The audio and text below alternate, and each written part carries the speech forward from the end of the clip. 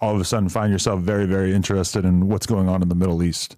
I will talk about it. You will? Oh, my God. You could find a way to contextualize it? When Rihanna was dating that Arab, and nobody was talking about this shit. You know what I'm saying? And his fathers and them own Toyota branches and shit, and they was being investigated for giving ISIS Toyotas and shit, because they was like, how did ISIS get new Toyotas? And I was like, is this why Rihanna left this Arab? Because it was tied to the Department of Defense and the CIA is investigating this motherfucker. Right. Like, shit like that, So, because, it's not labeled as gossip, and a lot of people don't report on shit like that. But I read the court doc. I was like, oh, this motherfucker's really, being investigated. Right. You know what I'm saying? So, yeah, I go out there. I go out the box. I go. Well, as long as we're talking about the actual art of doing the conversation, what have you learned as a broadcaster? What are the main lessons that you've kind of realized that have made you better at this shit that you've picked up on over time? Just be my fucking self. Really?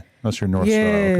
Okay. Just be myself. People are going to love me or they love to hate me. It's just but they all watch. Right. Some topics, interest them. Some topics don't. But at the end of the day, it's it's kind of like when I used to watch Maury Povich when I was younger, and then he would do, the baby dad, you are not the father. Right. I watched all those shows.